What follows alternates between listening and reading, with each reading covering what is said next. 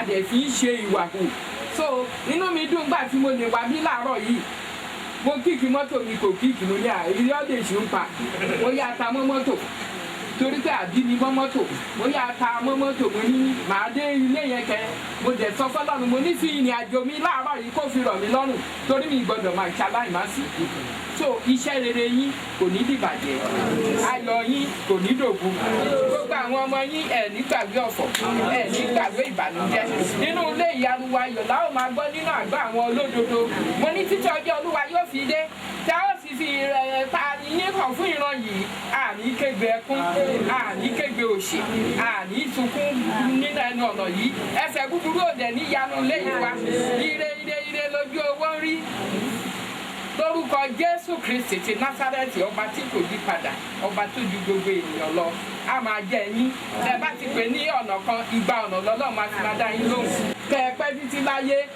ọ̀pá yín àdàbẹ́rẹ́ ẹ fèrè gidobè lórúkọ Jésù Kristi àlàáfíà pípé ni yóò máa jẹ́ ìpín yín ẹ ṣe púpọ̀ sà á kí Ọlọ́run pé ó kù iṣẹ́. ẹjọ́ tí mo bá fi wá sílẹ̀ bọ́ọ̀gbà ní lọ́mbí and I give you 3 minutes. Praise the Lord. Mo ti kọ́ lọ́wọ́ Ọlọ́run lórí ìgbésí ayé bàbá wa inú ajẹ́ kí wọ́n pẹ́ fún wa ẹ̀mí gbogbo àná àti àná ni wọ́n fi máa ṣe wọ́n. Bàbá wa jẹun fẹ́ pé wọ́n nífẹ̀ẹ́ yìí wọ́n dẹ̀ jẹ́ pé wọ́n máa ń tì í lẹ́yìn púpọ̀ jù. Kò sígbàkigbà tẹ́ bá rí bàbá bá máa ń mú ní èrè ògùn rẹ̀ mo lè gbàdúrà nínú ìdílé wọn ayé òní sọ́kò kò ní jẹ́sí ẹ̀mí gúngùn àlàáfíà ni bàbá wa fi ṣe ilé ayé gbogbo tó ń mọ́ bàbá wa nínú àti tó ní àti tí òní kò ní bí ìbànújẹ́ nípa jẹ́sí ẹ̀ṣẹ́ dájọ́ ọ̀pá tó ṣe. Number 3 màá pè mọ́mì lẹ́yìn wọn. Praise the Lord. Hallelujah. Mo yin Ọlọ́run lógo lọ́pọ̀lọpọ̀ lórí ayé bàbá. Mo fi gbogbo ògo ńlá fún Ọlọ́run fún oore ọ̀fẹ́ tọ́lọ́run tó fi fún wọn lọ́jọ́ òní. Wípé Ọlọ́run dá wọn sí ó mú wọn wà láàyè. Ó mú ìdílé wọn náà wà láàyè. Pàápàá ọwọ́ ńlá tọ́lọ́run náà sínú ayé wọn tó jẹ́ wípé tí wọ́n bá rí èèyàn wọn èyí ṣe ojú pààyàn rẹ wípé kí leléyìí dá mọ́ kí leléyìí jẹ́. Mo jẹ́ ọ̀kan nínú ìyàwó láńlọ́ọ̀dù àdúgbò yìí.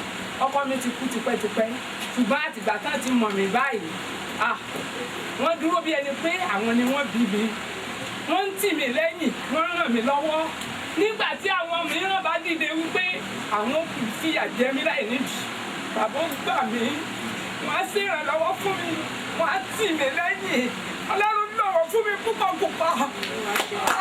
nígbà tí bá gba ènìyàn sílé tí wọ́n bá ṣe kí ni tí wọ́n bá dúró wípé àwọn gbàdé lọ́wọ́ mi torí mo ti gbà wọ́n mẹ́ta tí wọ́n fẹ́ gbàdé lọ́wọ́ mi ọpẹ́lọpẹ́ bàbá Ọlọ́run lò wọ́n fún mi Ọlọ́run lò bàbá gidigidi ní gbogbo ọ̀nà mo gbàdúrà fún wọn wípé Ọlọ́run lọ̀rẹ̀ mi wọn àlàáfíà wọn yóò máa pọ̀ sí i ní gbogbo ọjọ́ ayé wọn wọn ní fojú sunkún ìbànújẹ́ ò ní jádùn wọn ní ìtọ́kù. Please ma, when I say that little ẹjọ́ rẹ mọ̀ when I say that little I want to respect them. Yes. So mama. ẹ jókòó ẹ pè mí wá. Kò sí tí mo fẹ́ sọ nípa lọ́ọ̀yà Nelson. He's always present when there is good government. Kò sí gbogbo àjọ àti ìfẹ́ ṣe fún wọn pé wọn bá tó kù fún owó láyé wọn ò ní di àrùká lágbára ní fojú sọkọ gbogbo rẹ tẹ́ ṣe fún mi láyé ló mọ ọ kò sí síbi tẹ́ ti rí mi tẹ́ fojú pa mí rẹ lágbára Ọlọ́run ìbànújẹ́ ò ní wọnú ẹ ní di àrùká lágbára Ọlọ́run àìsàn tí ègbó ògùn Ọlọ́run ní gbogbo àwọn ọmọ yín gbogbo ibi tí wọ́n wà àtàn tèmi náà ṣe gbogbo ẹ̀yìn náà lè wà wọ́n gbogbo wọn pátá àní fojú fojú ọ̀gbọ́n Jésù dúpẹ́ púpọ̀ lọ́wọ́ yìí èló ni mo fẹ́ ro nínú retí bàbá ṣe èló ni mo fẹ́ ro nínú retí ṣe láyé orí yìí ojú tí yàn ní òun lọ èló ni mo rò àfi kí sáà máa dúpẹ́. Amen. from glory to glory. Praise the Lord. Hallelujah. I've been a doctor to Baba, parent to primary this age 7 or 8. So Baba máa yọ bí 44 kúrò nínú age yẹn for you to know how long I've been with a doctor. Mo fẹ́ fi orin yìí dúpẹ́ lọ́wọ́ Ọlọ́run fún Baba tó sọ wípé you have done so much for me, I cannot tell it all.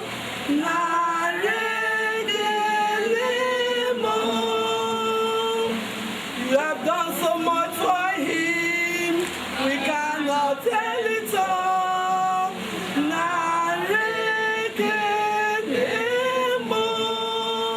Baba is a listening father.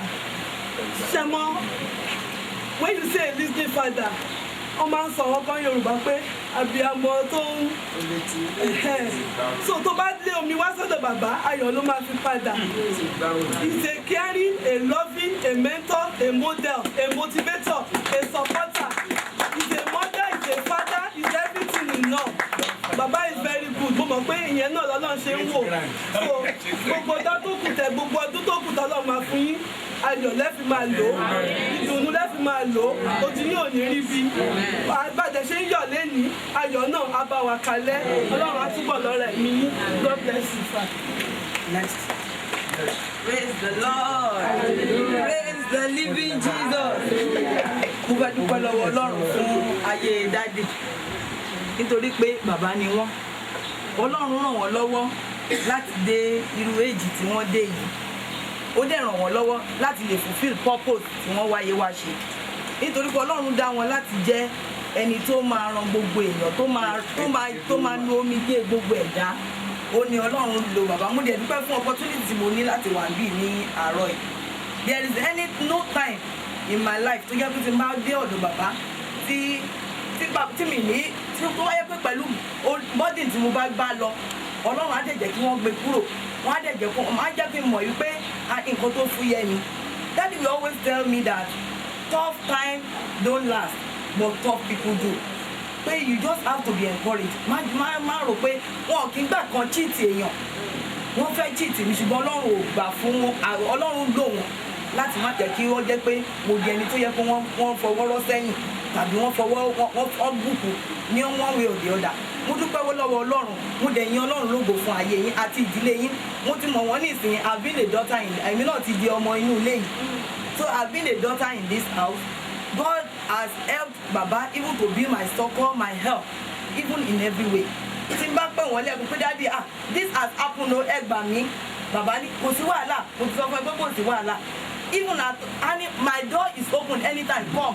Ìgbàkígbà tó bá ti nílò mi wá màá ṣe ìrànlọ́wọ́ tí mo bá lè ṣe fún ẹ. Even where I am today, Baba made a place for me. Mo dúpẹ́ lọ́wọ́ Ọlọ́run torí pé Ọlọ́run lò wọ́n gidigidi. Àdúrà mi tí mo máa ń gbà fún wọn ní gbogbo ìgbà torí kò sí àdúrà tí mo fẹ́ gbà fún wọn tọ́lọ́run ò tí ì ṣe fún wọn. Kò sí nǹkan kan tí wọ́n need tí Ọlọ́run ò tí ì fún wọn. Ṣùgbọ́n nǹkan tí mo máa ń gbàdúrà fún wọn ni wípé bó ṣe wù kẹ́ pẹ́ láyé tó wọ́n sọ pé ẹ máa lo 110 ẹ máa lo 120 tẹ́ bá ti fẹ́ Ọlọ́run á fi fún yín.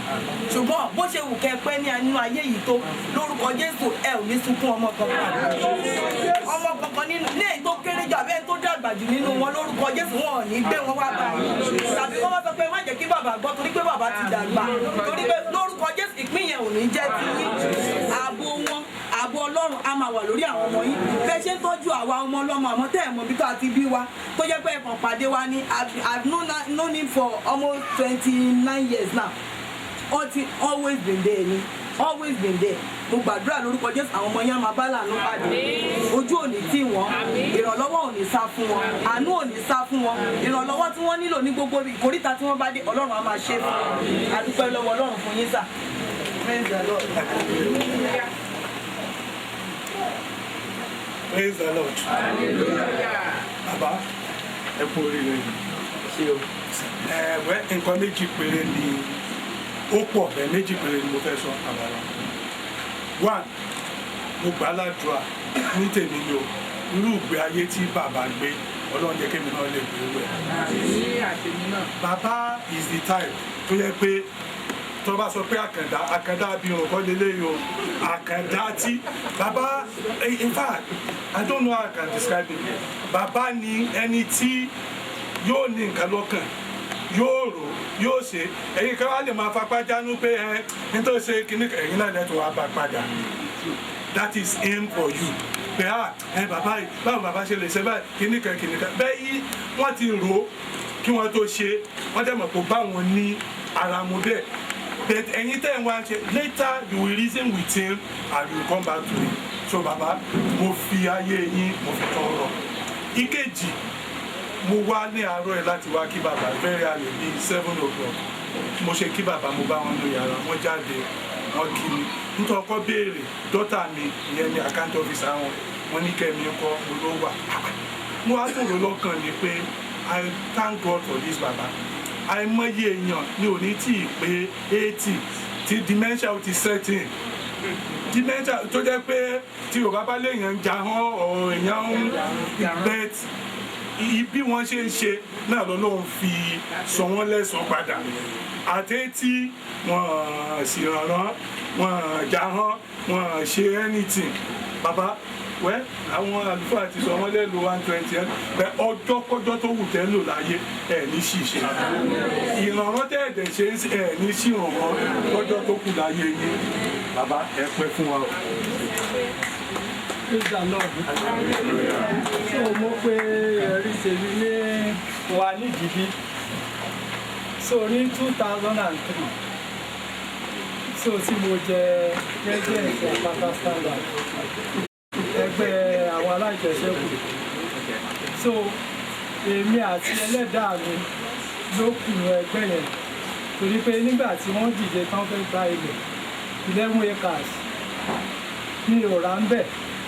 Tó ti bá bọ̀tán tí mo wọlé nínú ogun ilẹ̀ ẹni mo wọlé sí ṣọmọ adúpẹ́ fún àtìlẹ́yìn tí bàbá ṣe fún mi nípasẹ̀ orí ọ̀fẹ́ wọn ẹnìkan àbí lára wọn rèé àwọn náà dìde yẹn ṣẹ́rí ilẹ̀ tí bàbá gbà fún wa lọ́sọ̀gbọ̀n orúkọ yìí ìjọ tí mo gbé wọn lọ ká lọ wò wọ́n já sìmọ́ǹtì síbẹ̀ wọ́n já block síbẹ̀ wọ́n já gáwù síbẹ̀ wọ́n já yanrìn síbẹ̀ wọ́n fẹ́ fi lé foundation ọ̀sẹ̀ tó máa tẹ̀lé tá a máa padà lọ báyìí wọ́n ti lo foundation wọ́n ti ṣe wọ́n ti lò ẹlòmíì ti bọ́ síbẹ̀ wọ́n ti fi ṣe foundation so bí ọlọ́run ṣe ṣe nípasẹ̀ àwọn fámìlì tara ẹ̀ lọ́wọ́ àwọn Adébólú bá a ṣe dé ọ̀dọ̀ àwọn bàbá ni bá a ṣe dé ọ̀dọ̀ àwọn bàbá tán nígbà ló ṣe mo ní kíní mi ò mọ issue ẹ̀ but ibi tí mo ti tú ọ́fíìsì mo ṣáà ti rí ìwọ̀nba tí mo lè ṣe wọ́n béèrè wọ́n dẹ̀ àwọn bàbá náà wá so níwájú ọlọ́ àti èèyàn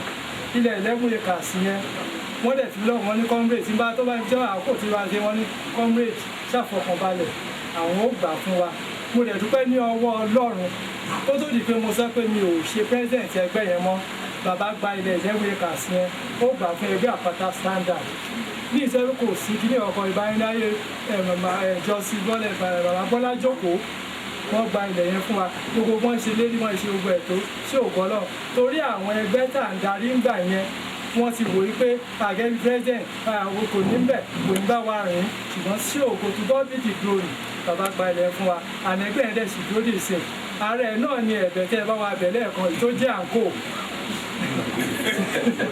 ẹ bá wa bẹ̀ lẹ́ẹ̀kan so bàbá tó bá wa bẹ̀rẹ̀ bàbá ẹ̀ bá wa parí ẹ̀. bàbá ti grant request.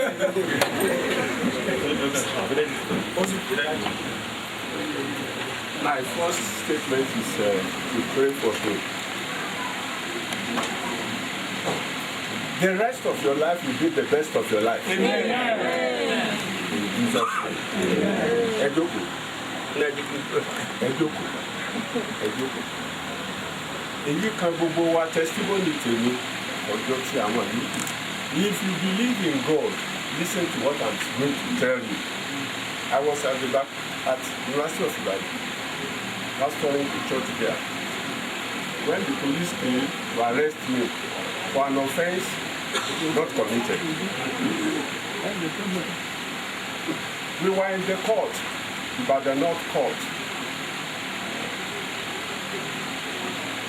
Baba was to work at the High Court here.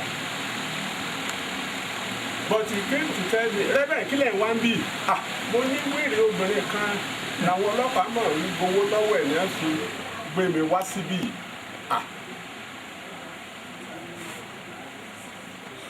the next thing ó lè wí pé wọ́n ní àwọn èyí sábà wá sí customary court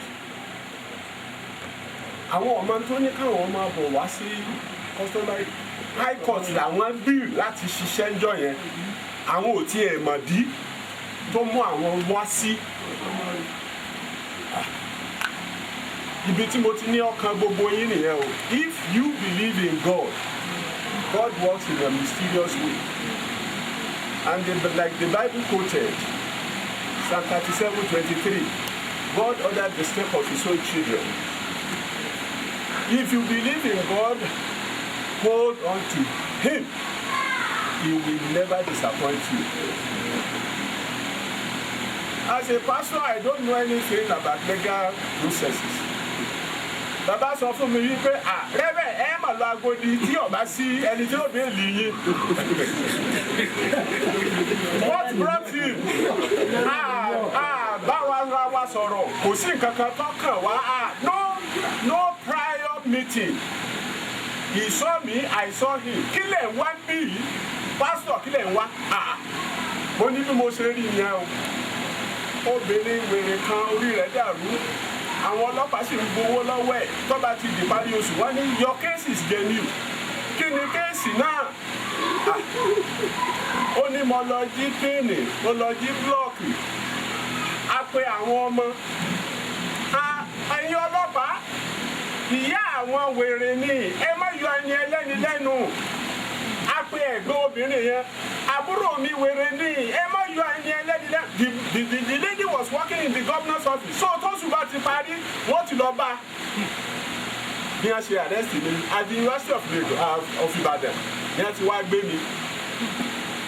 So if you believe in God, hold on to God and never cease to trust him. He came and he granted my bail. That was how I was not able to go to Agodi prison for an offence not committed. My wife was helping the lady. Torí rẹ̀ bá ti dàgbà á bọ́ sọ sí òòrùn.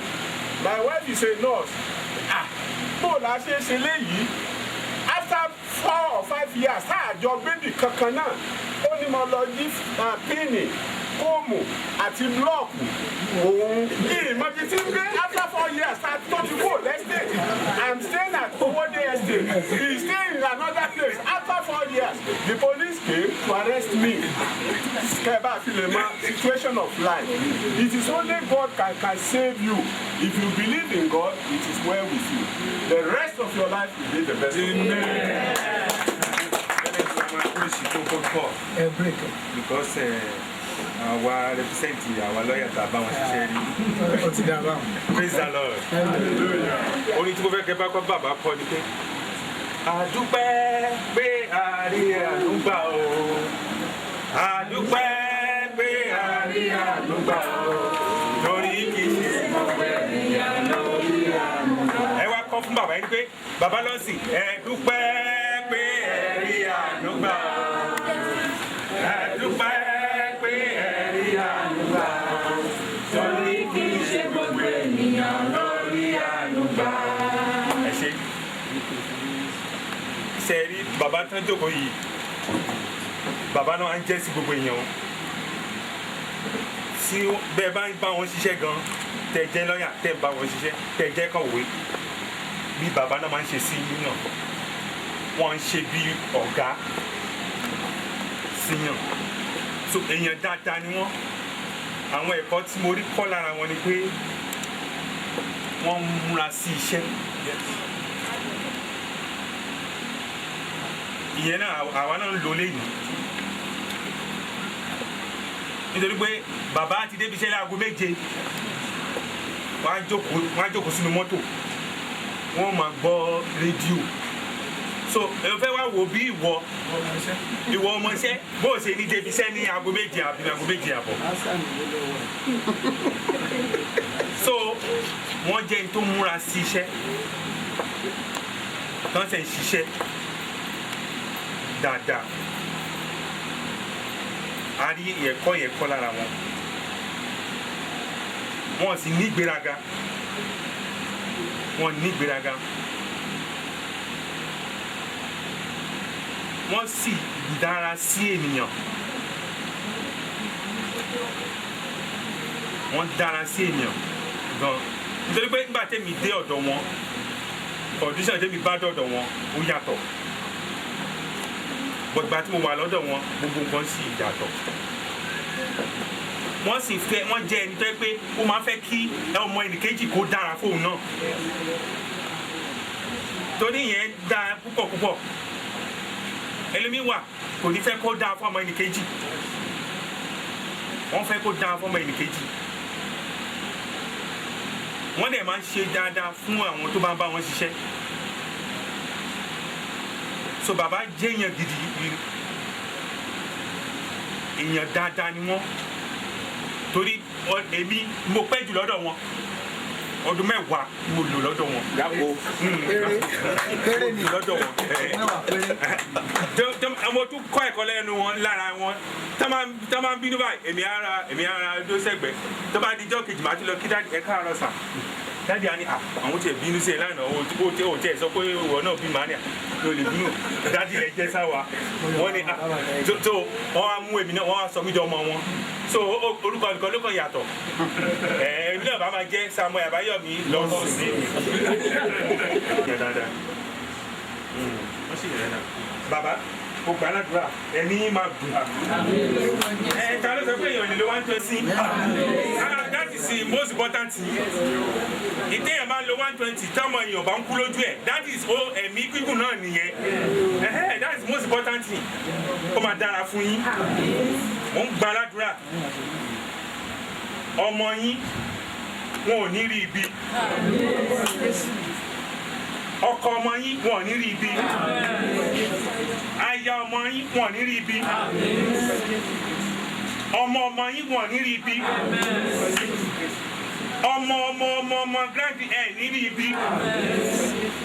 Àlàáfíà máa jẹ́ tiyín. Mo ní àlàáfíà máa jẹ́ tiyín. Nítorí pé bẹ́ẹ̀ mi ṣe dúró lénìí, wọ́n jẹ́ ń tẹ́ pé wọ́n máa sọ pé ó dáa ìwọ náà gba iṣẹ́ yìí. Ìwọ náà gba àwọn tó dúró tì yín.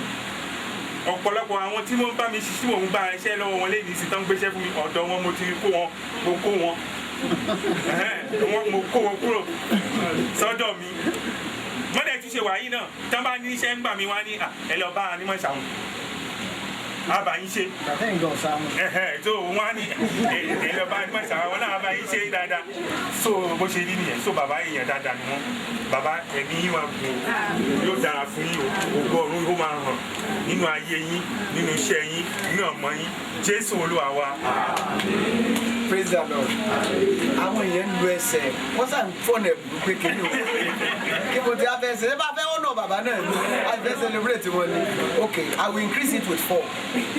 1, ó ti di 5, ó ti di 5.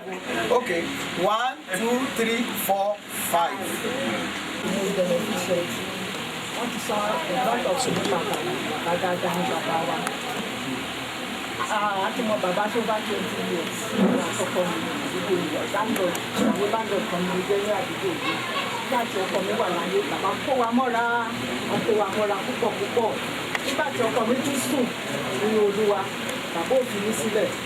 Tí bàbá ò bá rí mi báyìí, wọ́n á fóònù pé alájà àwọn òkú rẹ̀ láti jọ yìí kí ló dé àwọn òbí ẹ bí bàbá ṣe rí nìyẹn. Bàbá ti jẹ́ pé fojú pààyàn rẹ̀ ọkọ èèyàn mọ́ra púpọ̀ púpọ̀ púpọ̀. Gẹ́gẹ́ tí gbogbo àwọn ènìyàn ṣe sọ́kò sí rọ́ nínú ẹ̀ bó ṣe rí gẹ́gẹ́ náà nìyẹn. Ìwà gbàdúrà fún bàbá lónìí kan tí ọmọdé dalẹ̀ ọ̀nà ọ̀nì ṣàìsàn nínú ayé àtàlàkà nínú wa máa fi wà pẹ̀lú wọn. Ọjọ́ ẹ̀rọ dalẹ̀ wá ń jèrè àwọn ọmọ àwọn òbí ẹ̀rọ tiwa. In the name of Allah, the merciful, the most beneficent, ẹ̀pẹ̀ láyé fún wa bàbá. God will clothe you with the garment of glory and joy. Pẹ̀lú ṣàìsàn ẹ̀pẹ̀ fún wa títí ayé àná. Ẹni ló dúpẹ́ bàbá.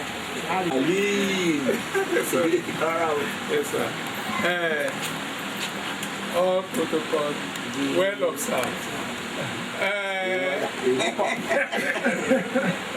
Mo mọ Chief Ààrẹ J.B. Lawson PS ní 1984. Mo jẹ́ lọ́yà láti 1981. Mo wá lọ ṣiṣẹ́ ní Ministry of Justice gẹ́gẹ́ bí state council nígbà yẹn gẹ́gẹ́ bí state council salary tá à ń gbà náà láàrin 250 naira sí 300 naira ní lóṣù owó ńlá ní nígbà náà state council ńgbà yẹn level 8 step 4 owó ni ọ̀gá la jẹ́ now mo wá ń wá ìmọ̀ kún ìmọ̀ lórí wípé gẹ́gẹ́ bí lọ́ọ̀yà ìjọba kí n tún torí mo ti fọkàn sí wípé níjọ́ ọjọ́ kan o n ó jáde kúrò ní ẹnu iṣẹ́ ìjọba chambers wọn òun ni mo ń lọ so mo jẹ́ kan lára àwọn pioneer council nínú chambers yẹn tí bá ti kúrò bí iṣẹ́ o ní 3:30 tá à ń ṣíwọ́ mo máa ń darí sí chambers wọn so láti lọ kọ́ ìmọ̀ mọ́ ìmọ̀ now wọ́n wá jẹ́ ẹni tó kó ni mọ́ra torí ẹsẹ̀ tó jẹ́ pé ní gbogbo àsìkò yẹn mo béèrè mi ò béèrè o lẹ́yìn ìgbà tó jẹ́ pé mi ì tiẹ̀ tó ń ṣiṣẹ́ sí wọn kan wọ́n tún mọ́ fún mi lówó ìgbà tí àlùfáà ń wàásù tó ń sọ pé lọ́ọ̀yà ti mọ fún lọ́ọ̀yà tó ń jẹ yes ó mú mi lọ́kàn wípé kò jẹ́ kan lára àwọn beneficiaries.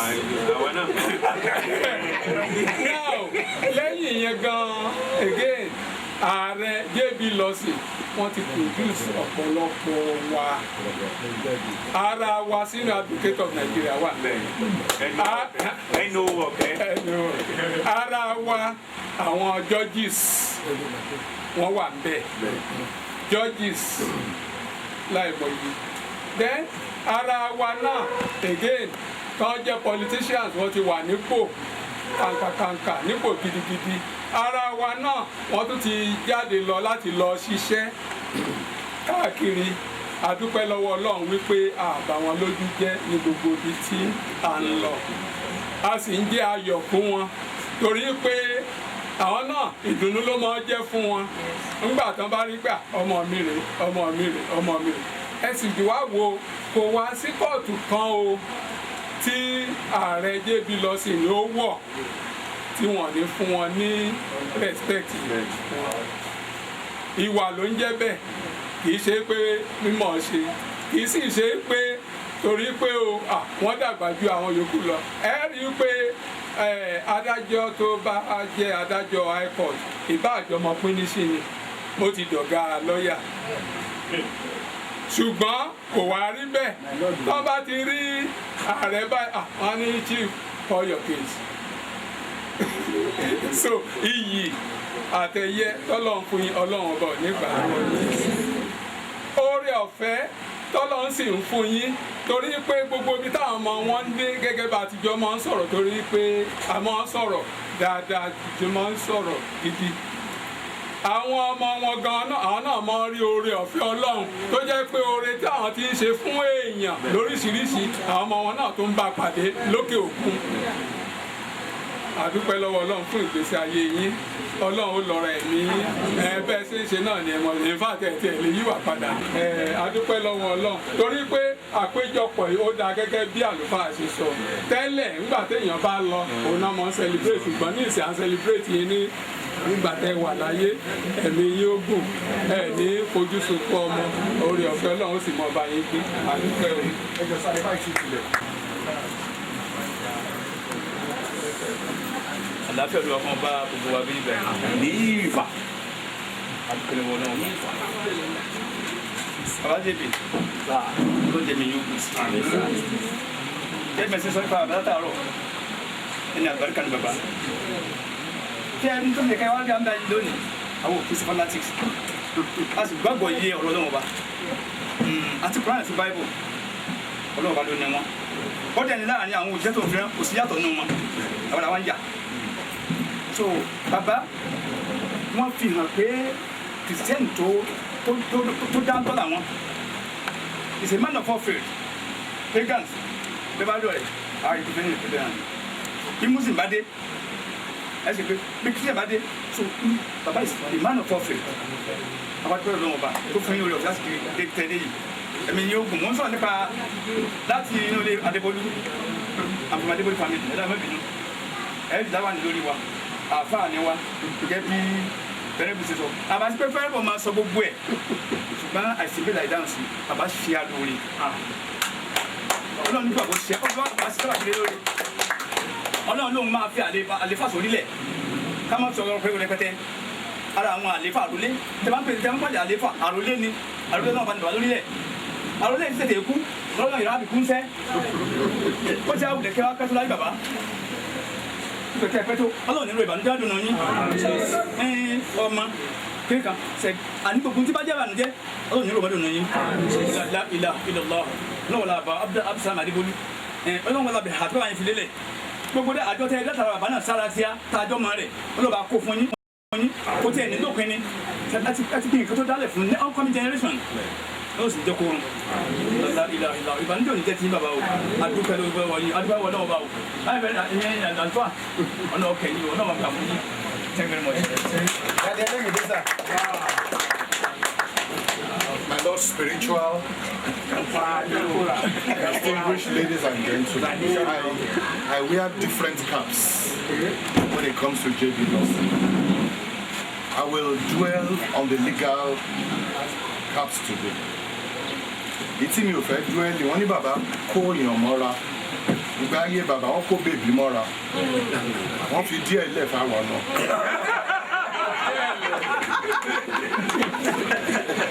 ṣùgbọ́n the legal aspect la fẹ́ sọ lẹ́yìn. I met Chief Lawson in 1981. I was a year old as a lawyer, and my twin brother wọ́n allege pé ó fi mọ́tò kọlu ìyàwó ọlọ́pàá.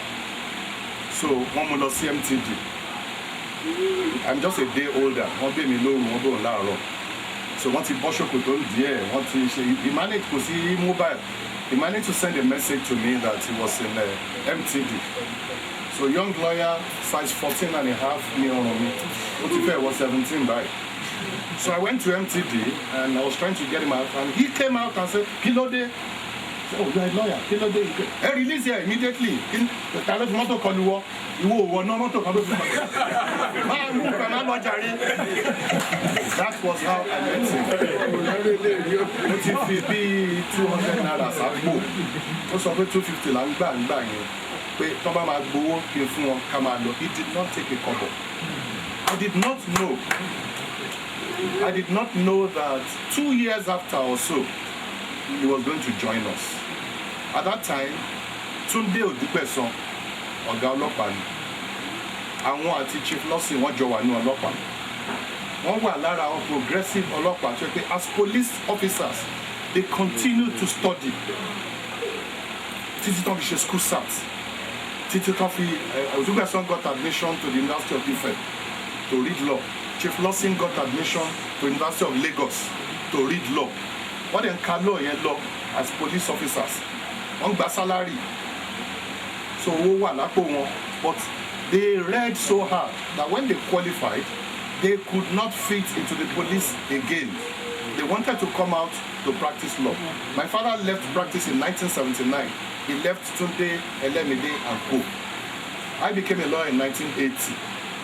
Odúgbẹ̀sán had qualified also in 79. So èmi àti Odúgbẹ̀sán apàdé ní chambers bàbá mi. And at that time, bàbá ní àwọn ò ṣe lọ́ọ̀yà Ìbàdàn mọ́, àwọn fẹ́ jókòó sábẹ́òkúta. So we changed it to Odúgbẹ̀sán, Ẹlẹ́mìdé and Co. Ìyà ò jẹ wá because Odúgbẹ̀sán was a police officer. Kì í tanná wá cases. Ọlọ́pàá bá ti dáràn ọ̀dọ̀ wa náà ń bọ̀. Bẹ́ẹ̀ bá dáràn lọ́dọ̀ ọlọ́pàá ọ̀dọ̀ wa náà ń bọ̀. So we were kept busy until Mr. Odúgbẹ̀sán came and said, "Look, Chief Lawson fẹ́ kúrò ní ọlọ́pàá, ó fẹ́ wá sí practice." I said, Ọlọ́run ti bless you wa. So we became Odúgbẹ̀sán, Ẹlẹ́mìdé, Lawson and Co. Ṣé a ní ìyà ò jẹ wá ni? Àwa bọ́ sí good life. Case tí ò bá ṣe parí Ìbàdàn, ẹ máa bọ̀ ní Odúgbẹ̀sán, Ẹlẹ́mìdé, Lawson and Co. Àyànjú ẹ̀. Ìtàn ò bá lè lọ pé ọmọ ọlọ́pàá yẹn wọ̀ lọ, Mr. Bọ̀dé bí báyìí ni kò gbà. Ògúnṣọ̀wọ́ bọ̀ Rex versus King, opportunity of a third party. Ó lu authority yìí, boy muka, ó gbé yẹn lé. Èmi dúró sísàlẹ̀, àwọn lóòkè mi ń lò sàlẹ̀. fantastic relationship. His lawyers were my lawyers were his lawyers. His clerks were my clerks were his clerks. We worked well together. All I need one building. So I went to meet him when Chief Lawson Tebara building here in the lane here to bed. Timbara, to lay Chekakuku Jora, Akajomalo. So he said, fine, Ajoro. So we started negotiating. He left all the negotiations to me. Shortly before he came through, he came and said, oh, Ogado, it is soon on Ring Road. So he left for Ring Road. But I made sure that Autobawa Chief Lawson I described it before ní Ring Road fún wọn. Mi ò já kankan gbà lọ́wọ́ wọn rí. Àtòbìnrin ni o.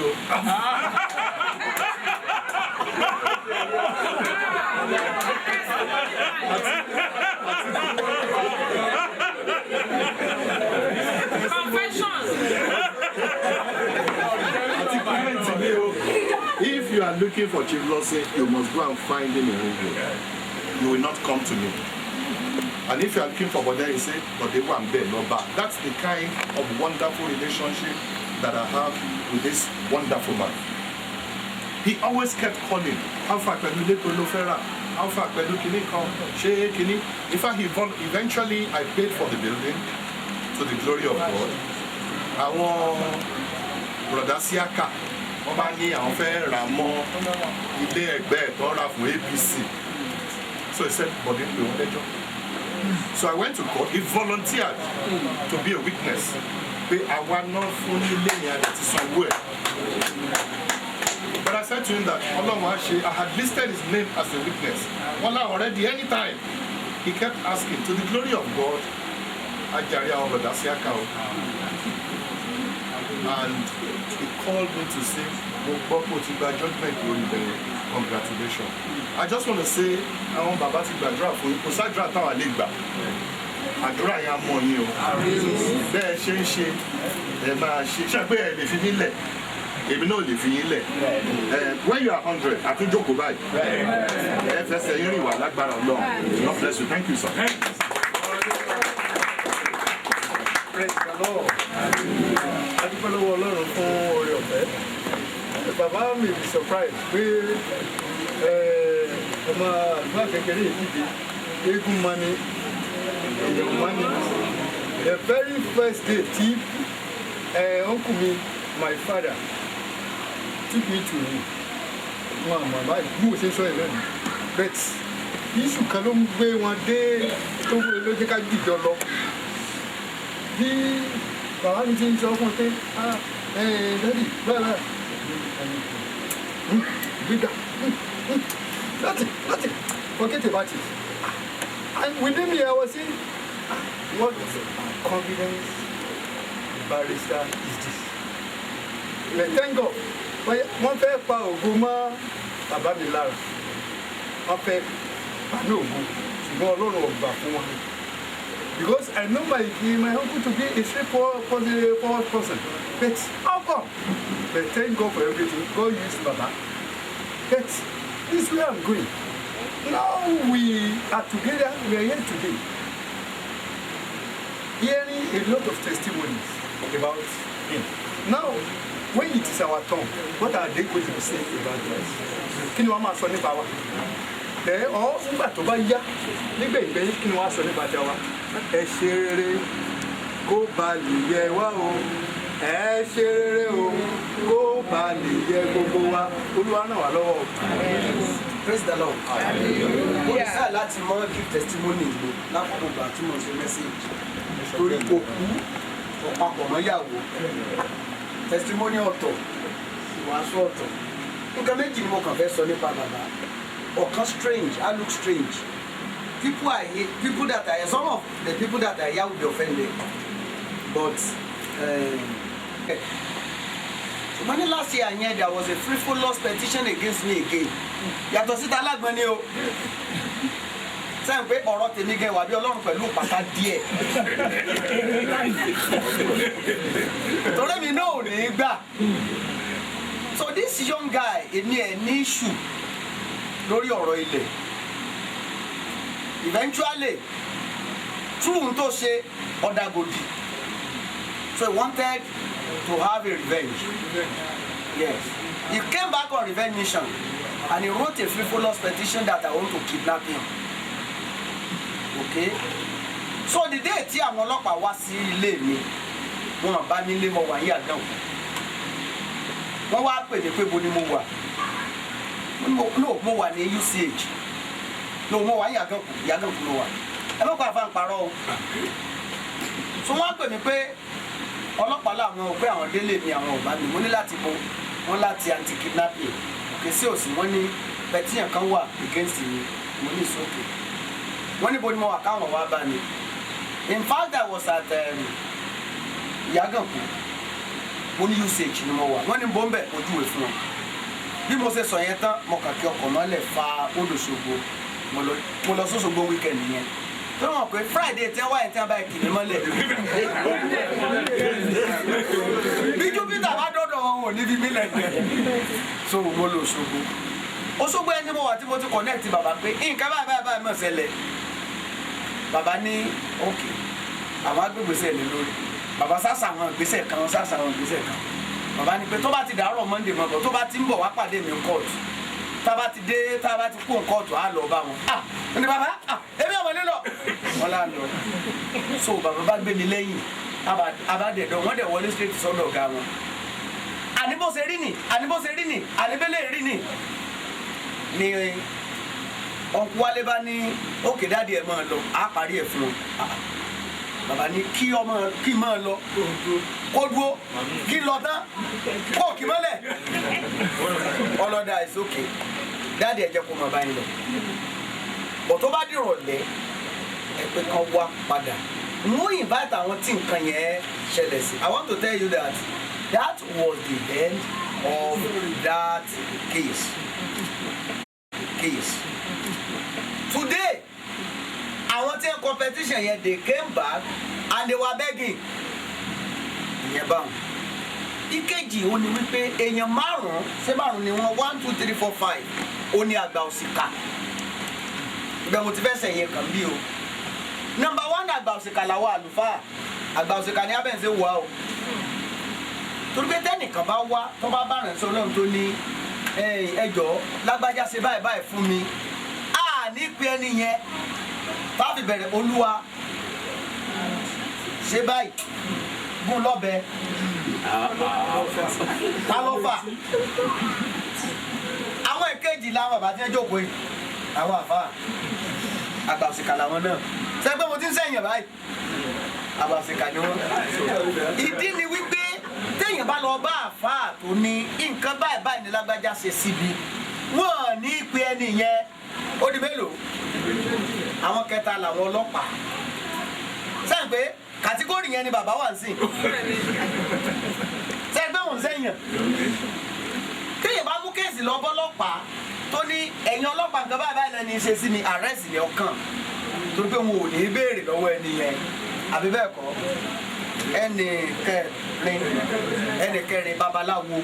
Ntọ́ applicable sí àlùfáà tó applicable sí àfáà ló applicable sí babaláwo. Kíákíá lẹ́ẹ̀tì rí àfìlù àtàṣà sí látọ̀dọ̀ wọn.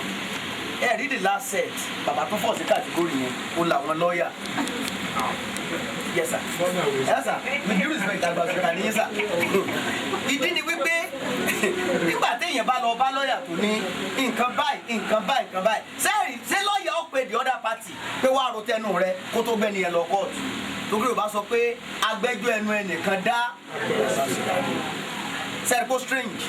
Nítorí wọ́n á rí inú bàbá ni pé àtìgbà tí bàbá sọ ọlọ́pàá bí mi ti ẹ̀mọ̀gbà náà pẹ̀lú àwọn testimony tí mo gbọ́.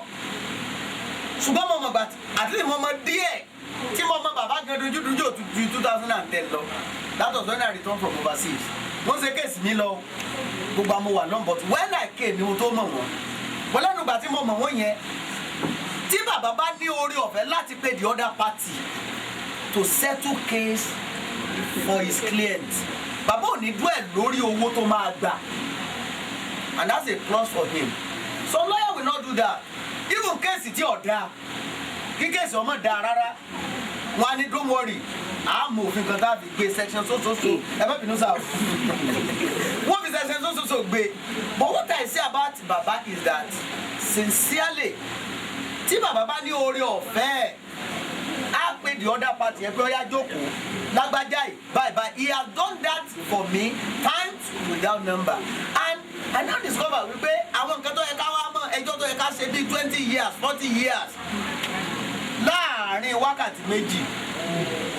Bàbá tó organize series of meeting lórí kéèsì tí àwa ń ṣe yẹn pẹ̀lú àwọn opponent wa wọ́n lè jẹ́ wá nǹkan jẹ́ olórí kùnkùn. So bàbá mo gbàdúrà sà ewu orí yín kò ní jẹ́ ti bàlújẹ́. Àwọn yẹn ti gbàdúrà fún yín ẹgbọ́ sọ́mọ àwọn gbàdúrà fún bàbá ẹ̀ ni torí ò bá sọ pé kò lè burúburú kí bàbá sọ pé ọ̀dọ̀ ọwọ́ ọmọ oníbo lọ́rùn.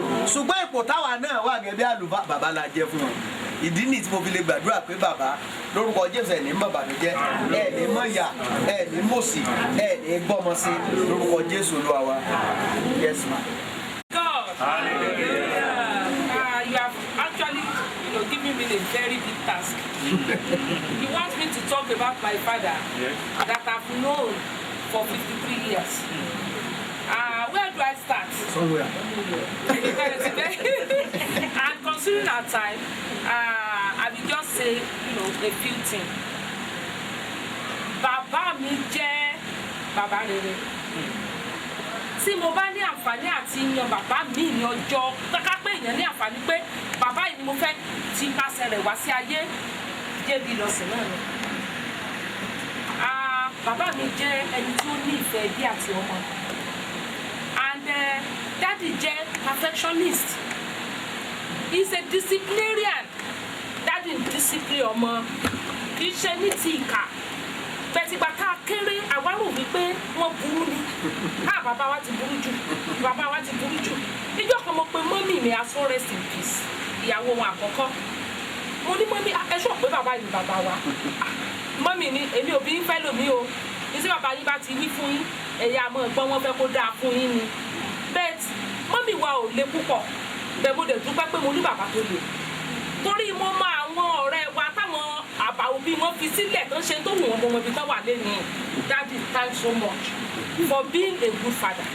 Bàbá tẹ̀ ń wò yìí tẹ̀ bá ń gbọ́ 100% father nípa ìtọ́jú ìgbà tí wọ́n bí àwa first set wọ́n ní owó police officer ní pólíìsì bẹ́ẹ̀ tí wọ́n bá nǹkan tí wọ́n ní àwọn èèyàn rò wípé ọmọ inspector ni wá ní barak àti bá ṣe neat gan bá ṣe lọ sí school I lack any good thing to the extent wípé dáadáa wípé àníṣe ọ̀rọ̀ school for example ìgbà tí wọ́n wà ní mobile police ní Ẹlẹ́yẹlé ìgbà yẹn wọ́n fẹ́ wá transfer lọ sí Lake City wípé máa lọ bẹ̀rẹ̀ school bẹ́ẹ̀ so mo ti wọ school age so dáàdì náà bẹ̀rẹ̀ wípé ẹ mọ̀ wọ́rí wàhálà bó ṣe mọ́ lọ́bì ti pọ̀ nígbà tá a bá dé Lake City wà lọ bẹ̀rẹ̀ school dáàdì náà ra gbogbo abidi agbẹ́ja agbẹ́ran mo ti mọ 1 2 3 mo ti mọ gbogbo ẹ̀kọ́ kí n tó dé school tá a bá dé láti school báyìí wọ́n á gbé ní kí n bẹ̀rẹ̀ sí ní kà ìgbà tá a máa dé school báyìí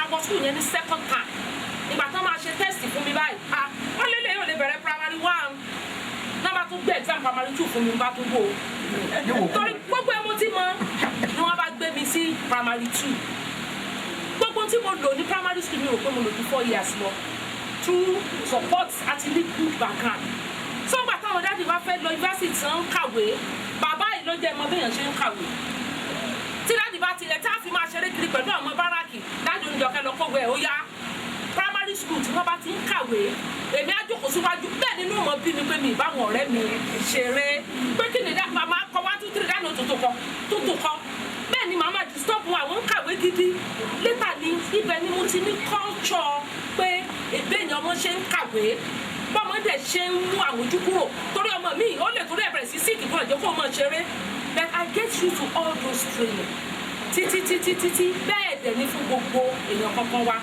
tí bùkátà bá pọ̀ lẹ́ẹ̀bá ìgbà tá a sì pọ̀ tí lẹ́kún tá a lọ skul tá a nídòwó dáàdì àní pé wẹ́ gbogbo bẹ́ẹ̀ ṣe lọ skul òun kọ́kọ́ ní priority iye lọ́dọ̀ á ti fún wọn ní líìsì àmọ́ bẹ́ẹ̀ fún wọn líìsì ẹ̀yin náà mọ̀ wípé ẹ gbọ́dọ̀ kì í ṣe pé wọ́n á péjọ kẹ́kẹ́ ló ti ẹ gbọ́dọ̀ èmi ní sáà àwọn aṣọ yẹn kò fọ yes sir tìdùnnú ni because mo bí wọ́n jọ kan bẹ́ẹ̀ mo dájú mo ní mo kàn ti ẹ̀ka yàwá tá à ń gbé inú ilé tẹ́lẹ̀tẹ́lẹ̀ bó lè ṣe ń tọ́jú wa náà dáàdi ni èmi gan máa ń wò ó pé bó o ló ṣe yàtọ̀ fáwọn ọmọ gbogbo àwọn ọmọ tó gbé inú ilé ìwọ̀n wé ọ̀dọ̀ ọ̀dà dáàdi jẹ́ èèyàn kan tó jẹ́ pé wọ́n máa fẹ́ kó dáa fún yàn ìdí táwọn èèyàn fi máa rò pọ́n burú ni pé wọ́n lè gbà kó o bá ṣe kíní ẹ̀ bó ti yẹ kó o ṣe ni kó o sún ẹ̀jẹ̀ kó o mọ bọ́ọ̀lù dáàdi ò ní pé sẹ́ àná ò tí ì ṣe dáadáa ìgbà táwa náà wá dé gbogbo iṣẹ́ wa ká dẹni ara wa nílé ọkọ wa pẹ̀lú gbogbo ẹ̀ àwa rí wípé ẹ̀kọ́ ńlá tí ò ṣe fọwọ́ rà òní bàbá wa tí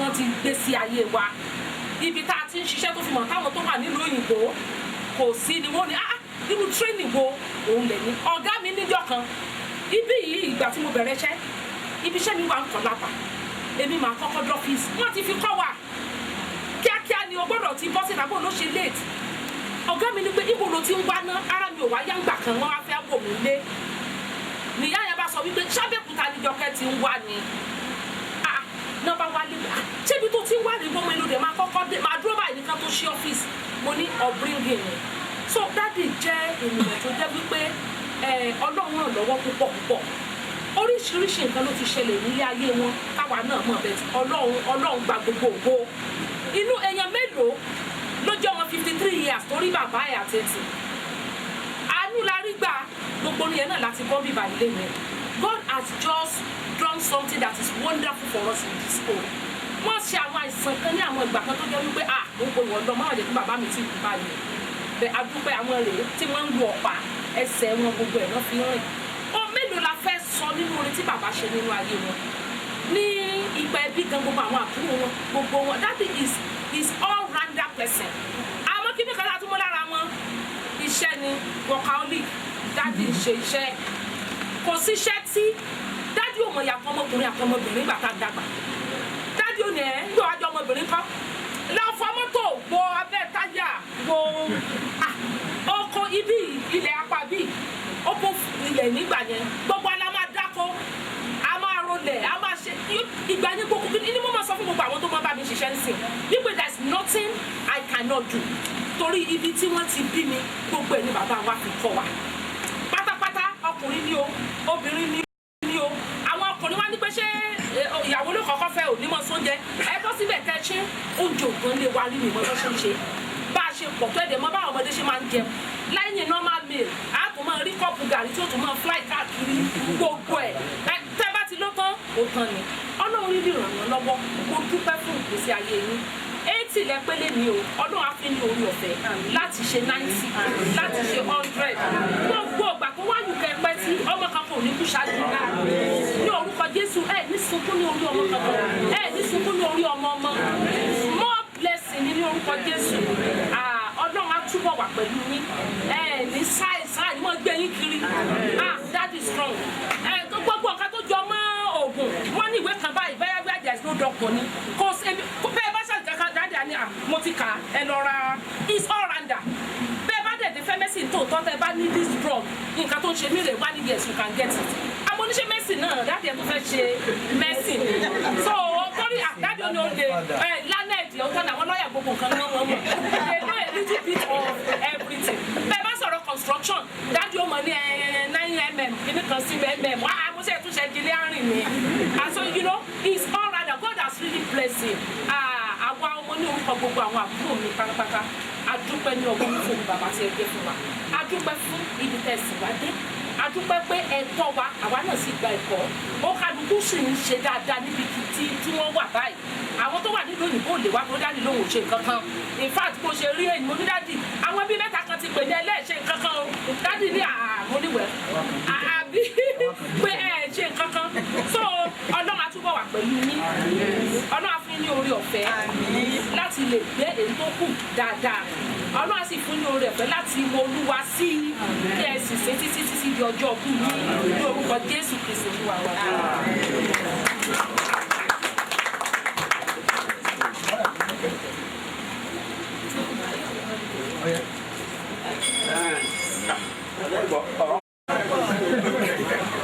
nígbà táwọn akékeré mo ti rí ìwé kọ́bọ̀ kẹ́yìn ìgbà yẹn wọ́n á ní gbélé times sábà wọ́n yẹn wá wò lé gbé délé wọ́n á ní gbélé times ìwé kọ́bọ̀ méjì ìwọ́n ní epo tọrọ ọ̀gá tán tọ́ba sọ̀rọ̀ epo yẹn kẹrìsìnì wọn sọ̀rọ̀ wọ́n á kékeré ọ̀rọ̀ ti pọ̀ ju mélòó la fẹ́ sọ mélòó la fẹ́ rìn yàrá ṣe ìdúró ní báyìí ọ̀tọ́ ni wọ́n sọ pé mo ní ká máa wulẹ̀ ṣe púpọ̀ gbọ́dọ̀ ni ó ṣe wá pé ìtì náà jòkè à ń lè dúpẹ́ lọ́dọ̀ Ọlọ́run ó lè jẹ́ pé jojúmọ́ là jẹ́ dúpẹ́ lọ́wọ́ ẹ̀ ìgbà mi ti máa kúnlẹ̀ báyìí àwọn yóò gbọ́ báyìí mò ń gbàdúrà ni ìyẹn kà mọ̀ kàn ní dúpẹ́ fún bíi 30 minutes nígbà pé Ọlọ́run yóò wẹ̀rẹ̀ gbọ́pẹ́ mi máa dìde ńlẹ̀ nígbà tó gbẹ̀ jọ mí lójú lórí ilé yìí máa kàn fẹ́ bẹ̀rẹ̀ pẹ̀lú orí kékeré kan èmi ò mọ̀ o èmi ò mọ̀ èmi ò mọ̀ o èmi ò mọ̀ ọ̀gángán ibi tí n bá ti mọ̀ pẹ̀lú wa. ẹ ṣe wọ́n gbọ́dọ̀ bí lọ́kọ̀ I want to thank God Almighty nínú ayé mi because kò yé mi tí wàá ló yé mi rọ́ mọ́ pa ẹnda bí sínú ọ̀rọ̀ fọ̀ ọlọ́dẹ wa gbé ìdí láti inú ọ̀rọ̀ fọ̀ yẹn tó fi ẹsẹ̀ rẹ̀ wá fi lórí àpáta ká ó ní wọn jẹ pẹ̀lú àwọn ọba aláyé wọn náà máa ń yọ̀dọ̀ mi. Praise the Lord. Kò ní tí wọ́n máa di bẹ́ẹ̀ wọ́n fẹ́ ka ètí Ọlọ́run sọ ní Psalm 40 verse 2 ó ní he lifted me out of the slimy pit ẹ bá tó máa slimy pit kì í ṣe pit lásán o slimy ẹni pé yóò dá fún ẹ àwọn yóò yà ìgbé ìbò pọ̀ slimy pit tó yọ tó di and out of the mud and mire lọ́dí ẹ̀wọ̀ ẹ̀wọ̀ tó ti mú jáde o tó ti alẹ́ ti mọ́ dùpẹ́ ó wá ní and rest my feet on the rock mo ní yóò fẹsẹ̀ mi lélẹ̀ ká lórí àpáta mo dúpẹ́ lọ́dọ̀ Ọlọ́run lórí eléyìí náà mo fi dúpẹ́ lọ́dọ̀ Ọlọ́run mélòó mo fẹ́ kà mélòó lọ fẹ́ kà sábà ń gbé valley of shadow of death èmi ti experience ẹ̀ gidigidi o ẹ̀ ẹ̀ lè bá ń gbé kéde valley of shadow of death. I've gone through that. At the age of 10, I was a farm labourer. It's a farm labourer kékeré, original farm labourer. Báyà bá ga Dubai lọ, it heavy loads on my head all the time. That 4 years, I was stopped from going to school to become a farm labourer because of circumstances which are not proper to say anything about that. And for 4 years I stopped. But the miracle came again. And started schooling again. And by the time I went to school, just like that of my daughter, instead of starting from where I stopped, I went a class ahead. And today, I give glory to God. I give glory to God. So that in this sort of people, I can know your love. But I just want to say one thing. I am what I am today by the grace of God. Nínú eléyìí wọ́n fẹ́ quote 1 Corinthians 15:10. Only but by the grace of God I am. Èmi bá mi lélẹ̀ àrẹ mi lọ sí what I am. And his grace which was bestowed upon me was not in vain. Sẹ́dúrẹ́ kọjá sásán báyìí. Was not in vain. But I laboured more abundantly. More emphasis abundantly than they all. Yet not I, but the grace which was with me. 1 Corinthians 15:10. I said I labor more. And that is why, out of Boko Atajo secondary school, I became the first graduate and the first lawyer. Because I labored more. By the time I got ọlọ́pàá, we were 60. Ìgbà tí àwọn tí wọ́n dọ̀gba àṣìṣe transfer and constable, I was already an officer. I was not even an inspector. Because I labored more. Ìgbà táwọn ẹ̀dá ń lọ káàkiri, tí wọ́n gba bribe, èmi àwọn ṣiṣẹ́ lọ́fíìsì wọn láwọn kàwé bẹ́ẹ̀ bí jọ kẹ́sì.